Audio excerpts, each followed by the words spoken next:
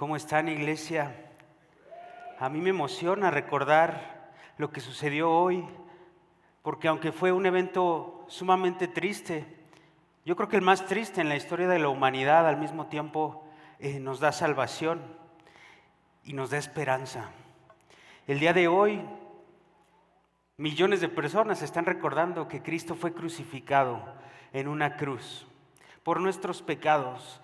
Y no fue hecho de una manera, o no sufrió poco, fue algo sumamente agresivo, sumamente doloroso. Y déjame leerte brevemente un poco de esto. Antes de ser clavado en la cruz, Jesús de Nazaret fue sometido a un tormento aún más brutal.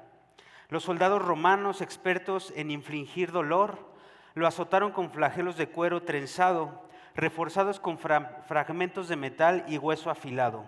Cada golpe desgarraba su carne, arrancando piel y músculo en una escena de violencia difícil de imaginar. Los verdugos, endurecidos por la costumbre y carentes de compasión, se deleitaban en el sufrimiento, mientras los trozos de su espalda quedaban adheridos a los látigos. Fue un castigo diseñado no solo para destruir el cuerpo, sino para humillar y quebrar el alma. Y eso fue solo el inicio. En los polvorientos caminos del Imperio Romano, que se extendía desde las frías tierras de Britania hasta los desiertos ardientes de África, la crucifixión se había convertido en el espectáculo más aterrador que alguien podría presenciar. No era simplemente una forma de ejecutar criminales, era una advertencia pública. Esto le pasa a quien desafía al poder. Imagina las calles empedradas, llenas de gente, curiosos, indiferentes, burlones, y entre ellos soldados con armaduras brillantes escoltando a un condenado hacia una colina salpicada de cruces. Cada cruz, un grito mudo. Cada muerte, un recordatorio de quién manda. La crucifixión era calculadamente cruel. Los condenados eran clavados a vigas ásperas con clavos gruesos que atravesaban sus muñecas y pies. Colgados bajo el sol, luchaban por respirar mientras su cuerpo, al desplomarse, les iba cerrando los pulmones. Morir ahí no era rápido, era un suplicio que podía alargarse por horas, incluso días. Y es en ese escenario, entre el polvo, la sangre y el desperdicio de la multitud, donde aparece Jesús. Pero su muerte no fue una más. En medio de una injusticia inhumana, Jesús transforma la cruz en el mayor acto de amor y redención que el mundo haya conocido. Lo que parecía ser el final se convierte en el inicio de una historia que sigue viva. Y justo ahí, colgado entre el cielo y la tierra, exhalando sus últimos suspiros, Jesús pronuncia 7 frases, 7 palabras que atraviesan el tiempo. Palabras que, si entiendes el contexto en el que fueron dichas, no puedes escucharlas sin estremecerte. Porque después de todo ese dolor, su primera palabra no es de condena ni de queja, sino de perdón. Hoy vamos a estar estudiando estas 7 palabras, vamos a reflexionar en ellas. Estoy seguro que no vas a salir igual después de esta reunión.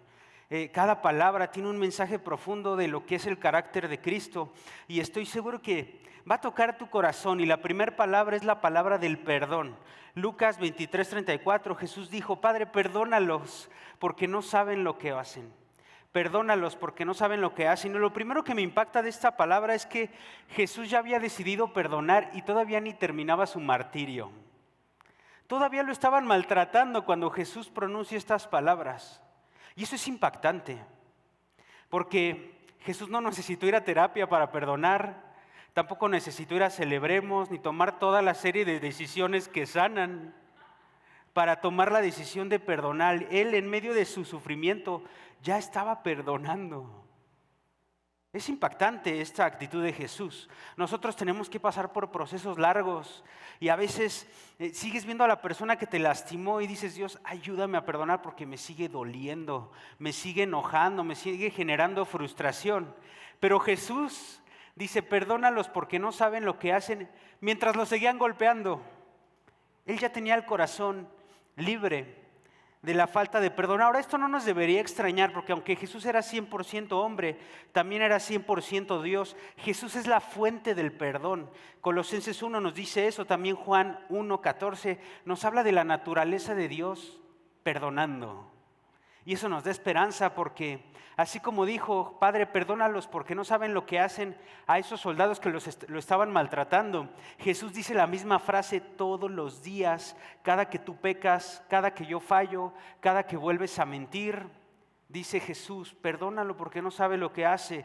Cada que lastimas o ofendes a alguien, Jesús vuelve a decir, Padre, perdónalo porque no sabe lo que hace. Cada que estás ahí en el chisme y tú dices, ya no voy a estar chismeando, ¿verdad? Jesús dice, Padre, perdónalo, perdónala porque no sabe lo que hace. Jesús pronuncia esta frase va a ser repetida hasta que Cristo venga por su iglesia por segunda vez. Todos los días Jesús dice, Padre, perdónalos, porque no saben lo que hacen, porque aunque es 100% humano, también es 100% Dios, y está en su naturaleza perdonar.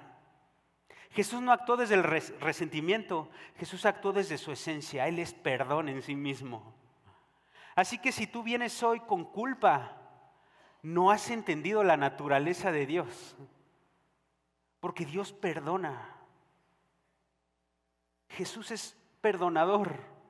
Es parte de su esencia, es parte de su naturaleza. Él no puede pelear con su naturaleza. Así que si vienes hoy, sí nos impacta, ¿no? Pensar en la muerte de Cristo, pero eres perdonado, eres perdonada, eres libre. Debemos estar, sí, con tristeza por esa escena horrible, pero al mismo tiempo con sentimiento. Ahora, yo pienso que el único que tenía justificación para no perdonar y de todos modos perdonó fue Jesús. O sea, Jesús sí pudo haber dicho, ¿sabes qué? No me importa, yo no los voy a perdonar, porque yo soy el único ser humano que no pecó. No lastimé a nadie, pudo haber dicho Jesús, así que no los perdono y se amuelan. No lo hizo. Él decidió perdonar, aunque sería el único ser humano capaz de poder decir, pues no perdono. ¿Por qué? Porque no lastimó a nadie. Tú y yo hemos lastimado a un montón de personas. A ti y a mí nos han tenido que perdonar. Pero a Jesús, ¿quién lo perdona? Así que de todos modos Jesús decide perdonar. Ahora, ¿te cuesta perdonar? Voltea a ver a la cruz. ¿Te cuesta perdonar? Voltea a ver lo que hizo Jesús por ti. Jesús perdonó todo, presente, pasado y futuro. Así que voltea a ver a la cruz y piensa un poquito, ¿qué tan grande es la ofensa que no has perdonado? Cuando volteas a ver la cruz, ese primo o esa tía que no te pagó la tanda y tú no le hablas desde hace 3 años, se ve ridículo. Y Jesús sufriendo en una cruz y te dijo, perdónalos porque no saben lo que hacen ahora. Tú dices, no, Toño, es que a mí me ofendieron mucho más. Tú no te imaginas todo lo que me hicieron. Puede ser, pero nada se compara a lo que Jesús nos perdonó a nosotros. Así que es ridículo seguir enojado y no perdonando. Ahora no te digo que vayas con la persona que te lastima y te pongas de pechito para que te siga lastimando, pero avanza en tu vida. No puedes, es incongruente un cristiano lleno de rencores y lleno de falta de perdón. No checa, porque Jesucristo, que es nuestro ejemplo, dijo, Padre, perdónalos porque no saben lo que hacen. Ahora, no es que Jesús minimiza nuestro dolor.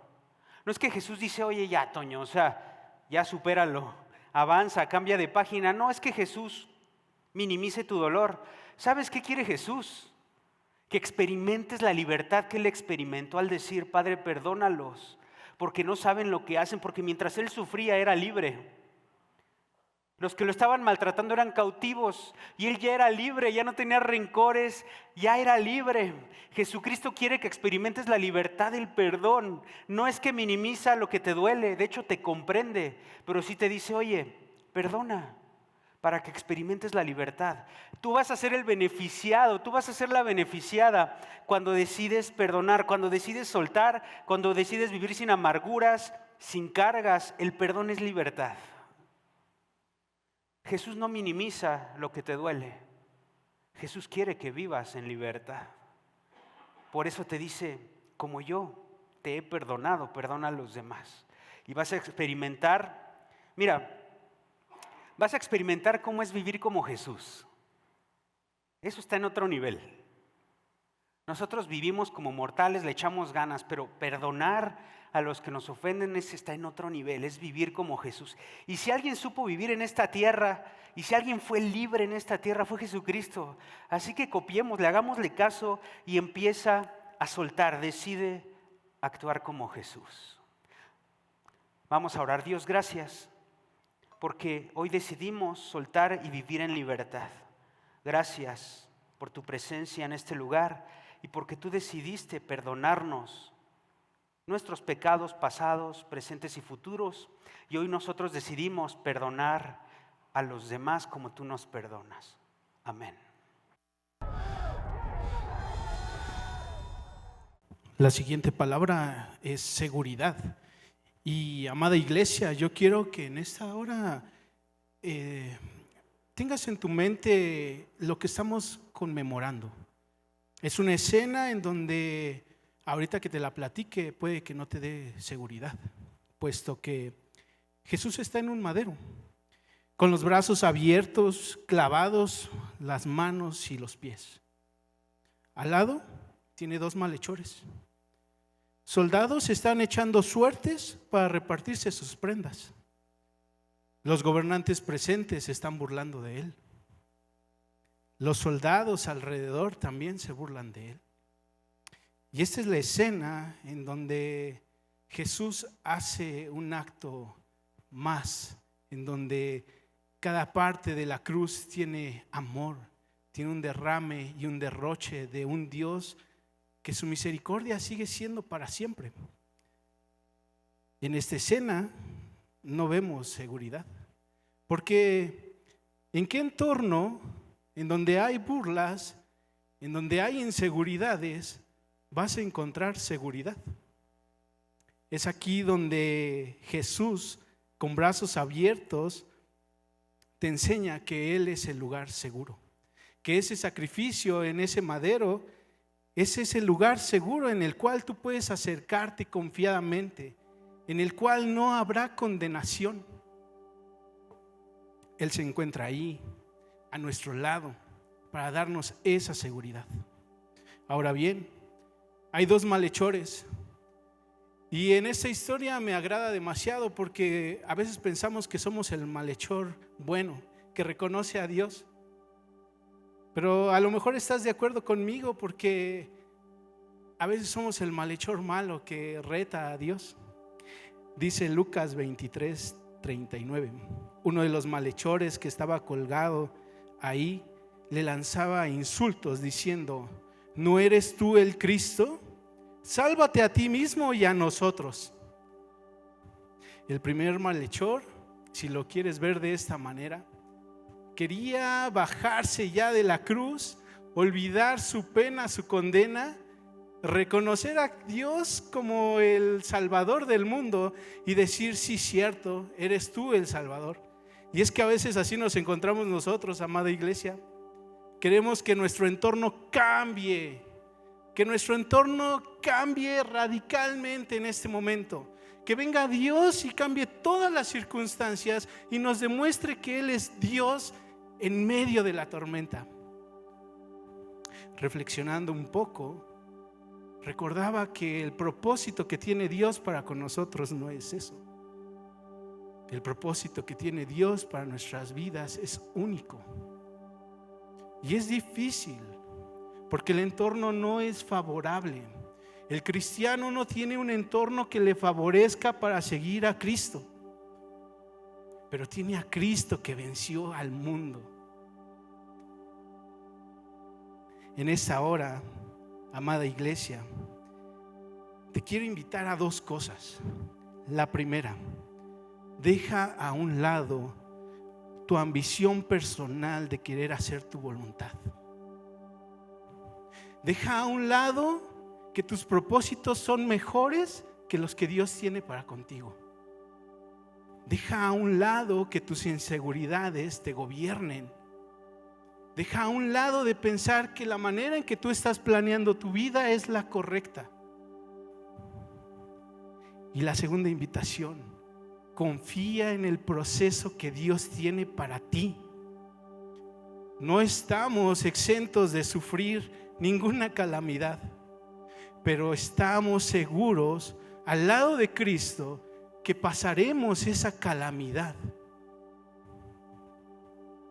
El segundo malhechor, dice Lucas en el versículo 40, que reprendió al otro y le dijo: ¿ni siquiera temes tú a Dios a pesar de que estás bajo la misma condena?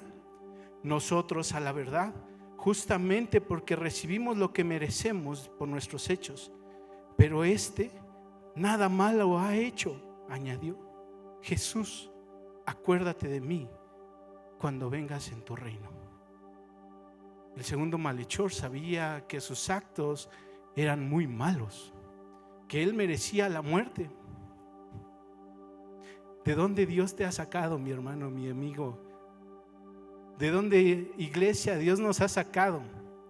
En donde merecíamos la muerte, y la muerte en cruz. Sin embargo, hemos reconocido que no hemos podido solos, que necesitamos de este Salvador.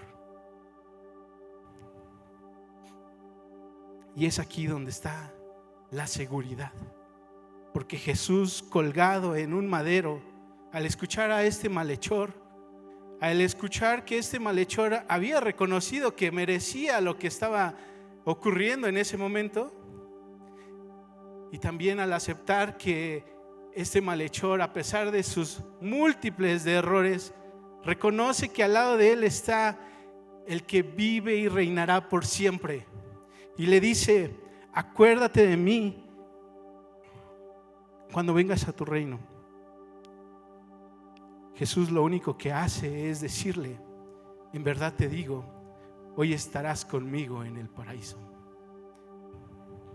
Iglesia, no te vayas el día de hoy sin permitirte sentir y dejar todo aquello que te perturba, todo aquello que no te deja continuar con Dios. Déjalo en el madero. Jesús está extendiendo sus brazos para decirte: hijo mío, déjamelo a mí. Deja de cargarlo tú y confía en mí. Yo soy el lugar seguro. Yo soy tu roca. Yo soy tu castillo fuerte. Yo soy tu libertador. Deja de estar batallando. Deja de estar haciendo conflicto de que por qué no cambia tu entorno, y confía en que Dios tiene el propósito acorde a lo que Él quiere en tu vida. Permítete que este día no salgas igual que como veniste. Aligera tu carga, y si estás de acuerdo conmigo, ponte en pie y oremos a Dios. Padre bendito, en esta hora lo único que podemos hacer es reconocerte, Señor. Reconocer que hemos fallado, Padre eterno. Reconocer que hemos hecho las cosas de manera inadecuada, Señor. Y lo único que queremos es llegar a puerto seguro. Queremos que esta cruz, Padre eterno, no pase desapercibida en nuestras vidas, sino todo lo contrario. Que esta cruz, Señor, sea la que nos dé libertad, Padre eterno. Que podamos confiar nuevamente en ti, Señor Dios. Que podamos ser nuevamente libres, Padre eterno, para vivir el propósito que tú tienes para con nosotros. Señor, permite que nuestros corazones latan y vivan por ti. Todo esto te lo pedimos en el nombre de tu Hijo amado, Cristo Jesús. Amén.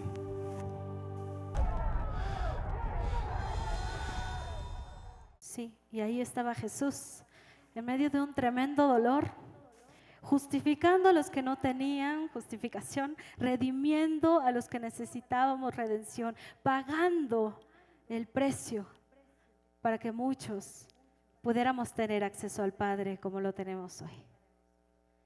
Estaba en lo alto, colgado entre el cielo y la tierra. Y entre todos los ojos que lo miraban con enojo, con juicio, crucificadle, había dos pares de ojos que lo observaban y que lo conocían como el Salvador del mundo, porque habían caminado con él. Era su madre y su discípulo Juan. Y es que hay momentos en la vida en los que estás en tremenda oscuridad, pero siempre hay unos ojos que te miran con misericordia. Tu madre, tu hermano, tu amigo, son aquellas personas que te miran con ojos de misericordia, que están contigo en las buenas y en las malas. Aun cuando lo peor esté sucediendo en tu vida, son esas personas que sin juicio caminan a tu lado. Y Jesús, con profunda misericordia y amor, levanta su voz una vez más y dice: mujer, aquí está tu hijo. Hijo, aquí está tu madre. Y es que Dios es tan detallista. Dios es soberano, tiene toda autoridad. Y entre todas las cosas se toma el tiempo para recordarnos algo realmente importante. Dios te ama tan profundamente que siempre va a tener cuidado de ti. Siempre. Jesús estaba cumpliendo su labor de salvación, estaba salvando al mundo, estaba salvando incluso a su madre, pero también estaba proveyéndole a una persona para que la acompañara, para que estuviera cuidando de ella, para que en el contexto en el que viviera, porque era difícil, donde las viudas estaban expuestas, que no tenían esposo y tampoco hijos, y en ese contexto era difícil, la situación era incierta, el futuro era inseguro y definitivamente nada prometedor. Pero Dios se toma el tiempo de decirle y de encargarle a su amigo, a su madre. Y es que también Dios es un Dios de provisión. Dios es un Dios que, a pesar de las cosas que estén sucediendo, Él siempre está al pendiente de lo que nos falta, de lo que necesitamos. Pero quisiera llevarlos a algo un poco más profundo. Dios estaba formando uno de los principios de nuestra amada iglesia. Sí, ahí en el pie de la cruz, Dios estaba formando una familia. Y era una familia que no precisamente era de lazos sanguíneos, era una familia que estaba cimentada en el amor, en la misericordia, en la fe de Jesús. Dios estaba consolidando a alguien para acompañarse. Y es que, iglesia, yo quiero que te lleves esto en tu corazón. A veces no tenemos personas físicas o cercanas que sean parte de nuestra familia cuando estamos pasando por momentos o situaciones difíciles. A veces no tenemos a esa persona al lado de nosotros, pero Dios diseñó una familia y es la iglesia misma que te acompaña, que te ayuda, que te auxilia en momentos de profunda tristeza o de gran gozo. Y Dios lo inaugura en ese momento, al pie de la cruz, para que veas que no estás solo, que nunca vas a estar solo, que Dios está contigo, pero también está rodeándote de gente que lo ama y que está dispuesta a acompañarte, a sustentarte, a apoyarte, a darte ánimo cuando lo necesites. Dios estaba honrando a su madre, haciéndole formar parte de la primera familia de fe, pero que estaba ya salvada por su sangre ahí al pie de la cruz. Y te aseguro que no vas a ver a la iglesia igual. Cuando veas que estamos para amarnos unos a otros, cuando veas que estamos para sostenernos, para animarnos y no juzgarnos, entonces vas a ver a tu prójimo, a tu amigo diferente. ¿Cuál es el sentir en tu corazón hoy? ¿Qué puedes cambiar ahora? ¿Puedes, si quieres, convertirte en la iglesia que Dios pensó? ¿Estás convencido de que el profundo amor que Dios tiene para contigo, y no solo para contigo, sino para tus hermanos? Meditemos en esto y continuemos en este sentir con el corazón receptivo y en este viaje de las 7 palabras donde Jesús consolida su reino.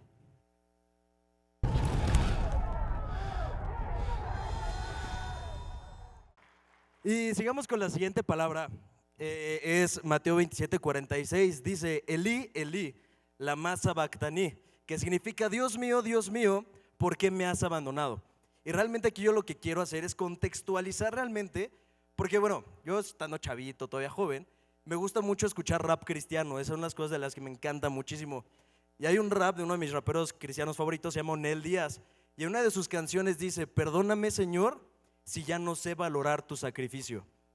Y creo que nosotros sabemos, conocemos qué representa el sacrificio de Jesús, pero a veces en nuestra vida diaria, en nuestra vida cotidiana, dejamos corto la valoración de esto, ¿no?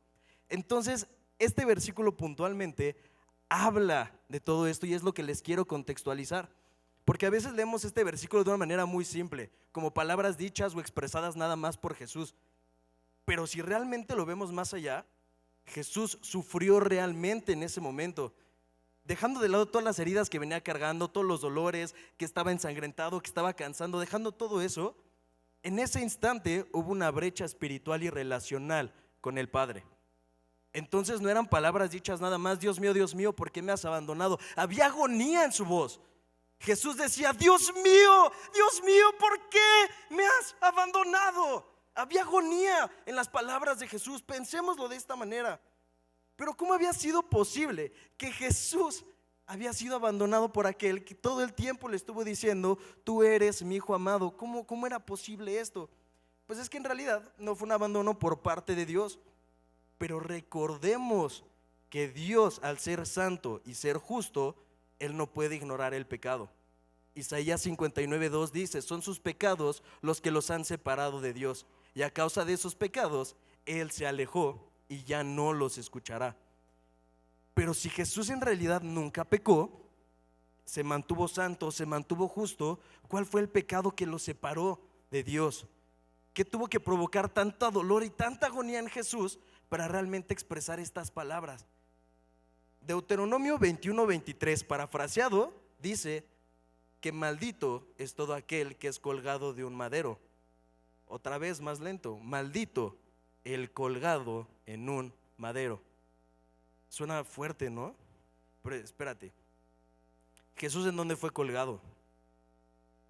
Y si según la ley el colgado en un madero es maldito, entonces ahí empezamos a verlo de otra forma, ¿no? ¿Entiendes más esa agonía en la voz de Jesús? Y al momento de decir esta frase, Dios mío, ¿por qué me has abandonado? Gálatas 3:13 dice, Cristo nos redimió de la maldición de la ley y por nosotros Él se hizo maldición. Cristo no se hizo maldición porque a Él le correspondiera o le tocara convertirse en maldición. La maldición es el efecto del pecado como una causa. Entonces esto fue hecho así no porque Jesús lo mereciera, sino por nuestros pecados. Primera de Pedro 2:24 dice al inicio, la primera parte, Él mismo cargó nuestros pecados sobre su cuerpo en la cruz. Pero espérate, creo que si se hizo maldición, entonces va más allá de solo cargar un pecado. O realmente, ¿qué significa cargó el pecado sobre su cuerpo? ¿Qué quiere decir? Me encanta cómo lo dice 2 de Corintios 5:21. Al que no cometió pecado, por nosotros Dios lo hizo pecado. Siempre hemos dicho o hemos escuchado, Jesús en la cruz pagó lo que nosotros teníamos que pagar. Pero en realidad creo que va mucho más profundo que solo el pago de algo. Porque entonces nosotros sí somos pecadores que deben de pagar el precio de ese pecado, que según la ley era con sacrificios y más cosas. Pero Jesús no era un pecador como nosotros. Jesús no se hizo pecador. Jesús se hizo el pecado mismo para que así no solo cargara el pecado de Juan, para que así no solo cargara el pecado de Pedro, para que así no solo cargara mi pecado de Ian, para que cargara el pecado de todos y cada uno de nosotros, para así cargar con el pecado de todos. Y si a veces nuestras cargas diarias parecen incargables para nosotros, a veces un mal día en el trabajo, un mal día en la escuela, un mal momento con la pareja, con el esposo, etcétera, llegas a casa, llegas cansado, agotado, ya no puedo más. Pero imagínate a alguien que cargó con todas las cargas y el pecado de la humanidad. no solo de la humanidad en ese momento, no solo de la humanidad actual que nosotros vivimos, sino también la humanidad que todavía está por venir. Entonces, sabiendo todo esto, creo que podemos verle este valor al sacrificio que hizo Jesús por nosotros, que cargó nuestros pecados. Es más, ahí quiero que ustedes lo corrijan y lo piensen ustedes. Ya no digan nuestros pecados, digan mi pecado. Vámonos otra vez. Ahora podemos realmente valorar y ver el peso de ese sacrificio que cargó mi pecado. Primera de Pedro 2:24 continuó diciendo: para que nosotros podamos estar muertos al pecado y vivir para lo que es recto, por sus heridas ustedes son sanados. Y que en ese sacrificio Jesús fue hecho pecado, porque entonces 2 de Corintios sigue 5:21, para que en él nosotros fuéramos hechos justicia de Dios, justos a los ojos de Dios. Y es por eso que Jesús se convirtió en el pecado mismo. El pecado es la causa, la maldición el efecto. Y Jesús fue tu sustituto, fue tu sustitución, que es la palabra que tenemos aquí arriba. No de tu lugar, sino del lugar de tu pecado. Jesús tomó el lugar de tu pecado, se fue mucho más allá. Entonces, si hoy tú en tu vida actual estás en pornografía, no te preocupes, ven a la iglesia y ven a Dios. Estás en adulterio, no te preocupes, ven a la iglesia y ven a Dios. Estás en alcoholismo y drogadicción, no te preocupes, ven a la iglesia y ven a Dios. Porque no importa qué, ven a la iglesia y ven a Dios. Sí, el pecado nos separa de Dios, pero ese pecado ya tomó el lugar, Jesús ya tomó el lugar de ese pecado. Y por lo tanto se cumple lo que dice Romanos 8:38 al 39. Porque estoy seguro de que ni la muerte, ni la vida, ni ángeles, ni principados, ni potestades, ni lo presente, ni lo porvenir, ni lo alto, ni lo profundo, ni ninguna otra cosa creada nos podrá separar del amor de Dios, que es en Cristo Jesús nuestro Señor. Recordemos y valoremos el sacrificio de Jesús, porque Él tomó el lugar de mi pecado.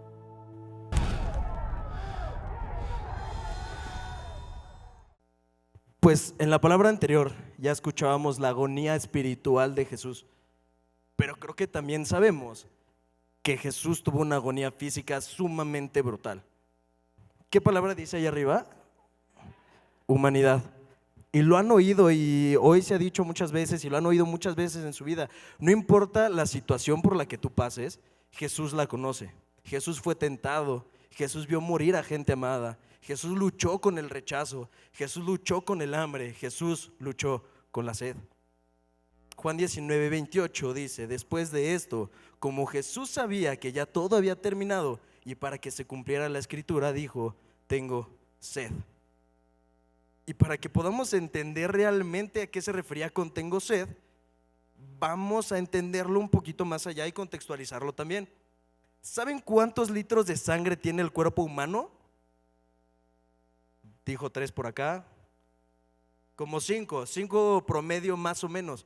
Ahora pensémoslo, cada quien tiene 5 litros de agua de sangre adentro promedio. En Lucas 22:44 leemos que en la agonía de Jesús y el estrés que estaba viviendo en ese momento, Jesús sudó sangre. Esta es una condición real, se llama hematidrosis, y el alto nivel de estrés te lleva a sudar sangre. Primer sangrado de Jesús. Después fue azotado brutalmente. Se estima que fue azotado entre 39 y 50 veces con el flagrum. El flagrum es un instrumento de tortura romano que es el látigo, pero tenía 3 lazos, cubierto por huesos, metales o plomo, que realmente desgarraba carne y podía dejar el hueso expuesto. Entonces, entre esos 39 y 50 latigazos, no solo fueron 39 y 50, en realidad fueron mínimo 120 golpes y al menos 700 pequeñas heridas por flagelación, heridas expuestas, heridas abiertas. Allá hay más sangrado de Jesús. La corona de espinas en realidad no solo era una corona, era un casco de espinas, y esas espinas entraban tan profundo que realmente podían perforar hasta el hueso craneal. Y ahora súmenle, venir cargando 40 kilos de solo la parte transversal de la cruz. Todo el esfuerzo que venía haciendo evidentemente hacía que el cuerpo se agotara más y que sangrara mucho más. súmanle ahora el proceso de crucifixión que Jesús estaba teniendo. La cantidad de sangre que perdió Jesús, imagínensela nada más. Pues el desangrado provoca sed en el cuerpo porque la presión arterial y los órganos no reciben suficiente oxígeno. El cuerpo entra en shock hipovolémico, que es la pérdida de líquidos corporales, y entonces el cuerpo en respuesta provoca sed al cuerpo, para que entonces a través de esta sed o la bebida que tomemos haya cobertura de esta sed espiritual, de esta sed, perdón. Ahí me quedé un poquito perdido aquí, perdón. Y es así como el cuerpo humano funciona. Si el cuerpo humano se desangra, por naturaleza te empieza a pedir que tomes algo, que tomes agua, que recuperes ese volumen que has perdido. Entonces, esto representa que el tengo sed de Jesús demuestra que entonces Jesús era 100% hombre. Recordémoslo, toda la sangre perdida y el decir tengo sed representa que él era 100% hombre. Entonces era un grito desgarrador de un cuerpo y un hombre agonizando el tengo sed. Pero al mismo tiempo también era un grito desgarrador de una sed espiritual de Dios. Recordémoslo, Cristo estuvo separado de Dios, mostrando también con esto, aunque suene curioso, que también era 100% Dios. Y Jesús anhelaba esta unión nuevamente con el Padre. Entonces esta frase tengo sed, más que solo escasez de agua en el cuerpo, también eran palabras que expresaban: los amo tanto a todos ustedes, te amo tanto a ti, Ian, te amo tanto a ti, pongan ahí su nombre, te amo tanto a ti, que hoy presento un escaseo espiritual aquí en la cruz, un escaseo espiritual de Dios, y es una sed que yo voy a soportar para que tú no vuelvas a tener esta sed jamás. Que esto se dijera de esta forma era el recordatorio de las palabras que Jesús había dicho en Juan 7:37 al 38. En el último día, el más solemne de la fiesta, Jesús se puso de pie y exclamó: si alguno tiene sed, que venga a mí y beba. De aquel que cree en mí, como dice la Escritura, de su interior brotarán ríos de agua viva. Y todos nosotros tenemos un dolor y un sufrimiento a veces muy dolorosos en ciertas épocas de nuestras vidas, muy pesados. Y a veces, por más chiquito, por más que lo intentemos ignorar, estos dolores, estos sufrimientos van a estar presentes y van a producir un vacío en nuestras vidas, y que vamos a intentar llenar con alcohol, con montones de hombres, de mujeres, con drogas, con cigarro, con alcohol, con lo que piensen. A veces intentamos llenar todos estos vacíos y que nunca van a quedar saciados. Simplemente nos vamos a estar sintiendo cada vez más vacíos, porque ese vacío es un vacío espiritual del tamaño de Jesús. Y por eso Jesús hoy te está diciendo: hey, no es necesario que te respaldes en alcohol, drogas, mujeres, no es necesario que te respaldes en todo eso, porque yo ese vacío que tú estás sintiendo, yo me lo chuté por ti en la cruz. No tienes que volver a vivir este vacío, porque yo ya lo viví por ti. No necesitas de nada más que yo para poder sanar y estar completo. Por favor, hijo mío, déjame sobreabundar en tu vida. Deja que estos ríos, este manantial de vida fluya en ti. Déjame ser este río de agua viva en ti. Porque Jesús, al hacerse humano, entendió tu dolor, entendió tu vacío, entendió y vivió por todo lo que crees que has vivido. Y por eso mismo esa sed espiritual solo podía ser llenada por Él y con Él. Imagínense, todavía a pesar de su sed, de su cansancio, de sus dolores físicos, se mantuvo firme en esa cruz, en su propósito, aguantó hasta el final. Porque aunque para el mundo, para los romanos parecía una victoria, y para los cristianos parecía una derrota inminente, al final simplemente representó esto, la victoria final de todo.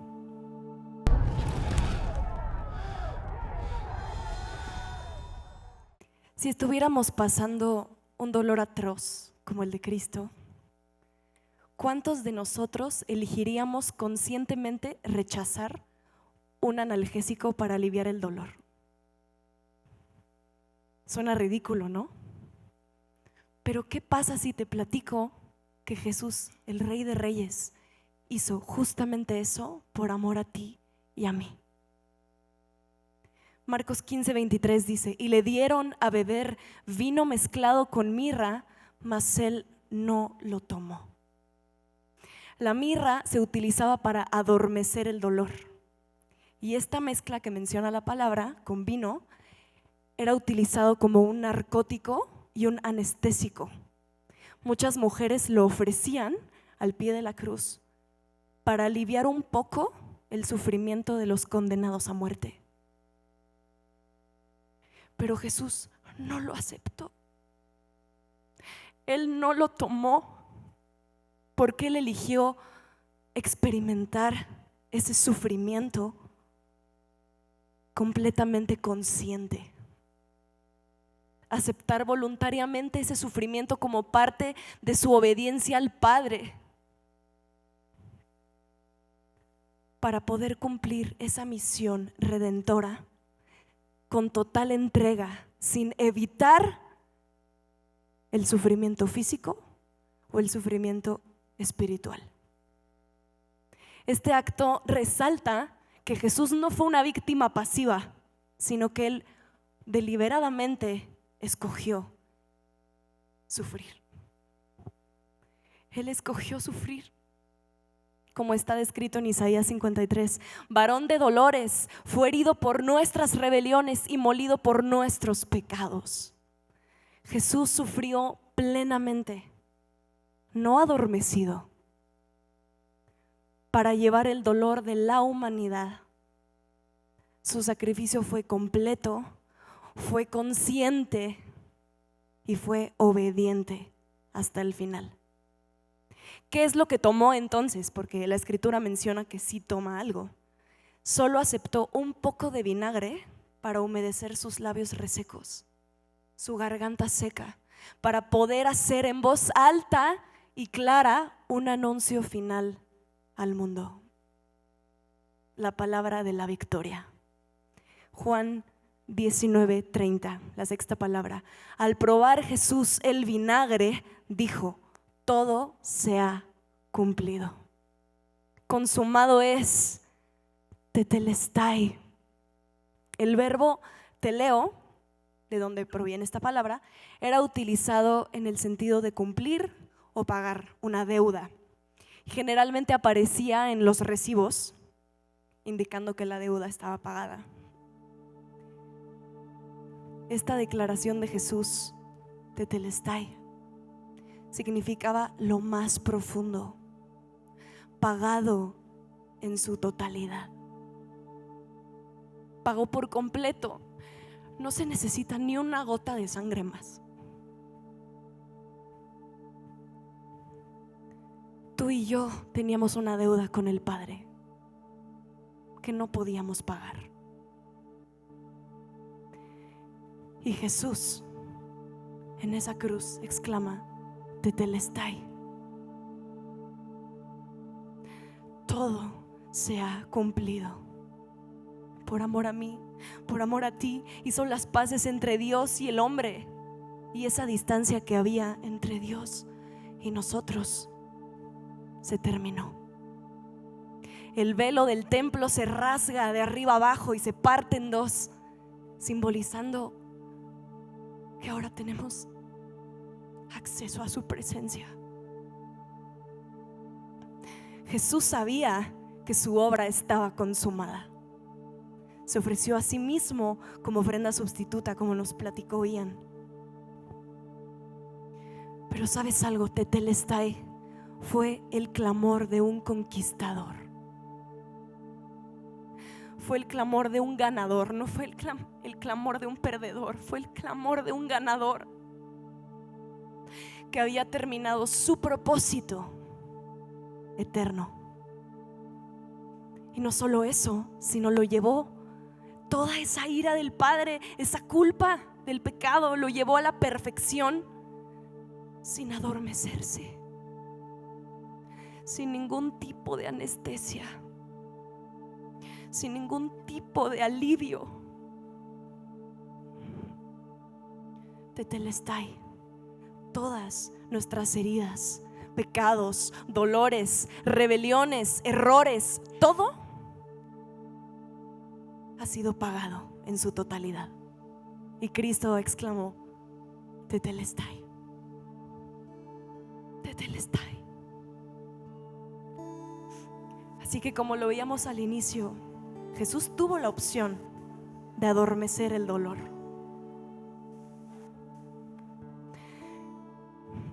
Pero decidió no hacerlo. Él decidió no aligerar la carga por amor a nosotros. ¿Cómo podemos responder al saber que Cristo, ese siervo sufriente, soportó el dolor y ha pronunciado el clamor de la victoria? Tetelestai. Él es un ganador. Amén. Él es un conquistador. Y Él tomó las llaves de la muerte y del infierno para que tú y yo podamos estar aquí en su presencia. Todo ha sido cumplido. Sí, ¿por qué no respondemos diciéndole las palabras más simples pero más profundas a Jesús? Cristo, te amo. ¿Por qué no lo hacemos, iglesia? ¿Por qué no te pones de pie?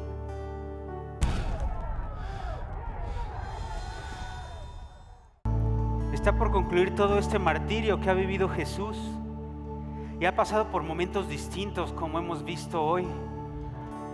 Parte de su humanidad diciendo: tengo sed, es inevitable relacionar esta palabra que expuso Ian, donde habla de, que le dijo: oye, ¿por qué me has desamparado? Me es imposible relacionarlo con esta última que habla de la confianza. Lucas 23, 46 dice: Padre, en tus manos encomiendo mi espíritu. Pero momentos antes Jesús había dicho: ¿por qué me has desamparado? Ahora, ¿qué es el desamparo? Es soledad, es como sentirte abandonado, es como que sientes que ya Dios no te respalda. Hay que recordar que Jesús era 100% humano. ¿Será que Jesús por algunos segundos tuvo desconfianza? ¿Será que Jesús por algunos segundos dijo: Padre, ¿qué está pasando? Y cuando entiendes todo esto tan profundo, que el hecho de que Jesús se hizo pecado, eso está bien difícil de entender. Probablemente Jesús lo entendía y a lo mejor empezó a pensar: ¿y ahora qué va a pasar si ahora yo soy pecado? ¿Y qué va a suceder? Igual y tuvo unos segunditos de desconfianza. Y es aquí cuando Jesús dice esto: en tus manos encomiendo mi espíritu, como diciendo: no sé cómo vas a resolver esto tú, Dios, ya estoy por morir. No sé cómo lo vas a resolver todo este embrollo de una raza caída como la humanidad, de un universo roto por el pecado. No sé cómo lo vas a resolver, pero en tus manos encomiendo mi espíritu. Yo ya te obedecí, te toca a ti.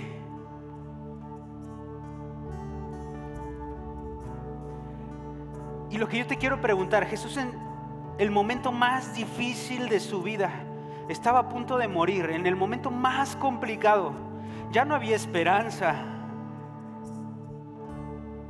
En el momento más difícil, Jesús hace esta oración: en tus manos encomiendo mi espíritu. ¿Qué oración haces tú cuando parece que todo se termina? ¿Qué le pides al Padre cuando parece que no hay esperanza? ¿Qué le dices a Jesús cuando parece que tu matrimonio se está derrumbando? Cuando tu negocio no está proveyéndote lo que tú esperabas. ¿Qué oras al Padre cuando parece que tu familia no va a avanzar? Cuando el médico te dice que no está funcionando los medicamentos. ¿Qué oras al Padre? ¿Te quedas en la desconfianza o regresas como Jesús a la confianza? Y puedes decir: Padre, en tus manos encomiendo mi trabajo, en tus manos encomiendo a mis hijos, en tus manos encomiendo a mis nietos, en tus manos encomiendo mi dinero, mis finanzas, en tus manos encomiendo toda mi vida. ¿Qué es lo que oras, iglesia? ¿Qué es lo que te ha estado quitando la paz? Porque hoy Dios Padre te quiere decir, oye, encomiéndamelo a mí. ¿Sabes qué es encomendar? Poner delante. Es como decir, aquí te lo entrego, es tu problema. Hay tantas cosas en nuestra vida que nos la apropiamos y no tenemos las herramientas, ni la sabiduría, ni la inteligencia, ni el poder, ni los recursos, ni las ideas. Qué fácil sería decirle, Dios, es tu problema, te lo encomiendo a ti, yo ya no puedo, ya lo intenté, no me salió bien, te toca a ti, te lo encomiendo a ti. Si Jesús hizo eso con el problema más difícil de resolver en la historia del universo, como es el pecado, ¿por qué no lo hacemos nosotros con tantas pequeñeces que tenemos cargando en nuestra vida? Confíale tu caso a Jesús. Confíale tu vida. Si llevas tiempo viniendo a este lugar y has entregado tu vida a Jesús, confíale ya tus problemas. ¿Qué dijo Jesús?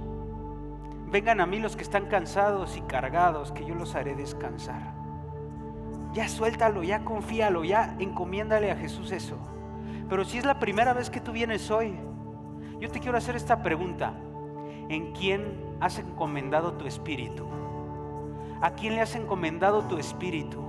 Si murieras hoy, ¿tienes la seguridad de que hay alguien que puede manejar la eternidad y que sabe qué va a pasar contigo? ¿O no sabes ni qué va a pasar? ¿A quién le has encomendado tu espíritu? ¿Tienes la certeza en dónde vas a pasar la eternidad? Mira, la Biblia nos enseña claramente, hay solo dos caminos, con Cristo y sin Cristo. En estos tiempos no queda como este rollo de ser tan tajante, ¿va? No, lo que a ti te haga feliz, tú dale, seamos todos inclusivos y todo, no pasa nada. Pero Jesús, si estuviera aquí en este tiempo, Él no sería muy inclusivo. Él dijo, yo soy el camino, la verdad y la vida, y nadie viene al Padre si no es por mí. ¿Cuántos? Nadie. Jesús dijo, yo soy la luz del mundo, yo soy la sal de esta tierra. Jesucristo es la respuesta, Él lo dijo. Ningún otro hombre así, ningún gran profeta, ningún gran maestro ha dicho que Él era Dios, solo Cristo. ¿Y eso es real? ¿O entonces Jesús era un loco? Pero sabes, a lo largo de la historia se han visto milagros y gente transformada y gente cambiando su vida y gente encontrando propósito. Entonces eso me hace pensar que Jesús estaba diciendo la verdad y que realmente Jesucristo es Dios. Así que la pregunta que tú te tienes que hacer hoy, si tú vienes por primera vez, es: ¿en quién estoy encomendando mi espíritu? ¿En quién puse ya mi vida cuando termine aquí esta tierra? ¿En quién puse ya mi eternidad? Porque mira, tú puedes salir aquí hoy y igual te atropella un camión y ya no te vimos jamás, ¿eh? O sea, eso espero que no le pase a nadie. Pero ya sabes qué va a pasar con tu espíritu, ya sabes qué va a pasar después de este momento en la tierra. Ahora, igual y dices, yo quiero ese camino con Cristo. La Biblia enseña o con Cristo la eternidad o una eternidad en tormento. Oye, pero no, que Dios es bueno. Sí, por eso mandó un camino y es gratis. Tuvo un precio alto, la sangre de Cristo, pero para ti y para mí es gratis. Solo tienes que decir, yo acepto ese regalo de la gracia. 3 cosas rápido que tienes que hacer para aceptar ese regalo. Primero, reconocer que eres pecador y que necesitas un Salvador. Reconocer que eres pecador y necesitas un Salvador. ¿Qué es el pecado? El pecado literalmente es no dar en el blanco. ¿Alguien no ha dado en el blanco últimamente? Así como que este negocio, y apuntas y te sale todo chueco, y no pasa nada. Y ahora sí con mi hijo, así esta estrategia, y lanzas la flecha y no pasa nada. Somos pecadores, fallamos muchísimo. Mira, si es la primera vez que vienes, voltea hacia el que quieras, es pecador. Y en una de esas te gana de pecador, Aquí habíamos puros pecadores rotos, intentando acercarnos a Cristo. Y viste aquí a los jóvenes predicando, están rotos también, pero buscan a Jesús. Y cualquiera que pase aquí a tocar, a dar la bienvenida, todos estamos rotos. Así que lo primero que tienes que reconocer es que soy pecador y necesito un Salvador. Ahora, ¿quién es ese Salvador? Es Jesucristo. Jesucristo. La Biblia dice que Jesucristo es el camino y el mediador entre Dios y los hombres. Así que Jesús ya eligió un camino. No, pero yo quiero otro camino. La Biblia enseña que Dios ya eligió el camino, no lo eliges tú. Entonces, primero, reconocer que eres un pecador. Segundo, que Jesús es el Salvador que necesitas. Y por último, entregar tu vida, tu alma y tu espíritu. Básicamente, orar lo que oró Jesús.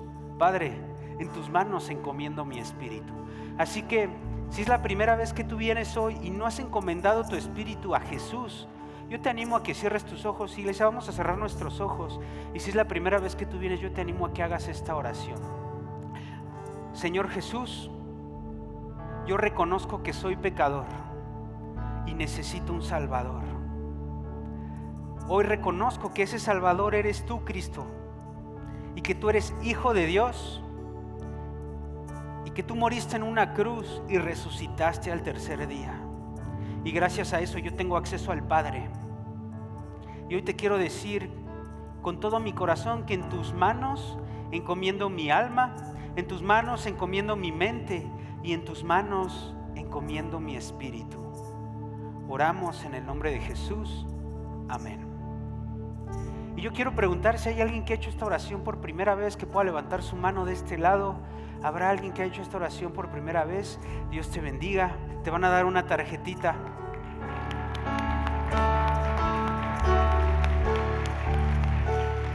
¿Habrá alguien más de este lado que haya hecho esta oración por primera vez? Dios te bendiga. Deja tu mano, te van a dar una tarjetita ahí para que puedas llenar. ¿Alguien más de este lado que haya hecho esta oración por primera vez? Nadie de este lado. ¿Habrá alguien que haya hecho esa oración por primera vez? Dios te bendiga. ¿Alguien más de este lado que haya hecho esa oración por primera vez? Les vamos a dar esta tarjetita. Nuestra única intención es estar en contacto con ustedes, poder pasarles devocionales, explicarles más acerca de la Biblia, que ustedes puedan conocer qué clases de Biblia tenemos, nuestras actividades, nuestros horarios, todo esto. Cuentan con nosotros y han tomado la mejor decisión de sus vidas. Así que si ya tomaron la más importante y lo hicieron bien, vienen cosas buenas para ustedes. Dice la Biblia que Dios tiene planes de bien y no de mal para los que le aman. Y eso creemos para ustedes. Ahora quisiera hacer una oración y luego seguimos cantando con todo el corazón. Iglesia, yo quiero que tú cierres tus ojos y le encomiendes a Dios tus problemas. Hoy quiero que salgas libre de este lugar. Dijeron algo bien valioso aquí. Oye, Jesús ya pasó un montón de cosas pues para que tú estés bien. Pero hay veces que yo también le voy a sufrir. Ya sufrió uno y se llama Cristo. No te pongas ahí como para seguir cargando tus sufrimientos. Así que, iglesia, con tus propias palabras, ¿por qué no le entregas a Jesús tus cargas? Entrégale a tus hijos, entrégale tus finanzas, entrégale tus problemas. Mientras seguimos cantando, te amamos, Jesús.